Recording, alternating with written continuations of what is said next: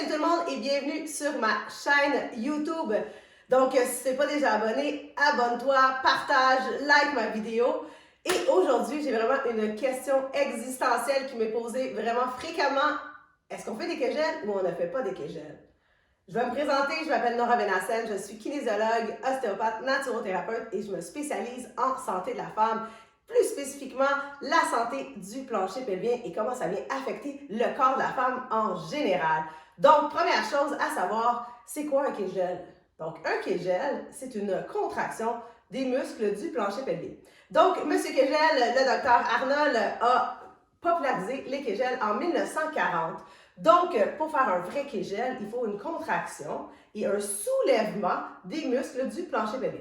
Et plus spécifiquement, on veut avoir les muscles du triangle antérieur, donc les muscles ici à l'avant. Donc, quand on fait un kegel, on ne veut pas squeezer les fesses, mais on veut vraiment que ça soit doux et vraiment un soulèvement et une contraction vers le haut. Puis on ne veut pas que ça soit vraiment intense, ce n'est pas une contraction maximale. Donc, premièrement, si tu es capable de faire une contraction au niveau de tes muscles du plancher pelvien, tu es capable de maintenir ta contraction à peu près 10 secondes et surtout, tu es capable de relâcher tes muscles par la suite, les kegels ne sont pas bons pour toi. Donc, qu'est-ce que je fais si j'ai quand même des symptômes ou des dysfonctions au niveau du plancher pelvien? Donc, le problème, souvent, je dirais dans 90% des cas, ne se trouve pas au niveau du plancher pelvien, mais plutôt au niveau des structures autour du plancher pelvien.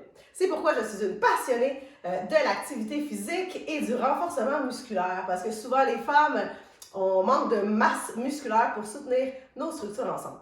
Donc, qu'est-ce qui est important de faire si j'ai des dysfonctions, c'est de regarder ma respiration. Est-ce que j'ai une belle respiration en 360? Est-ce que ma cage thoracique bouge? Et je vais vous mettre une vidéo que j'ai déjà faite sur la respiration. Après ça, deuxième chose à regarder, la posture. Est-ce que je suis bien alignée? Est-ce que ma cage thoracique est alignée avec mon bassin? Parce que les deux marchent ensemble, donc les deux marchent en synergie. Quand je prends une grande et profonde inspiration, mon diaphragme descend, mon plancher pelvien descend et à l'expiration, il remonte. Donc, si j'ai un problème au niveau de l'alignement, je vais avoir un problème au niveau de mon recrutement. Troisième chose à regarder, c'est les muscles qui soutiennent le bassin. Est-ce que j'ai les muscles assez forts? Est-ce que j'ai les muscles fessiers assez forts? Les muscles de la hanche?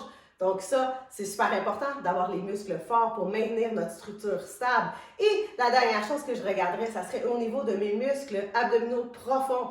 Donc, est-ce que je suis capable de bien engager mes abdominaux? Donc, si tu as des problèmes au niveau du plancher pelvien, tu fais des kegels et que ça ne marche pas, la solution se trouve ailleurs. Donc, sur ce, je vais vous voir dans une autre vidéo. J'espère que vous avez aimé. N'oubliez pas de liker, de partager. Ça m'encourage à faire d'autres vidéos. Ciao, ciao!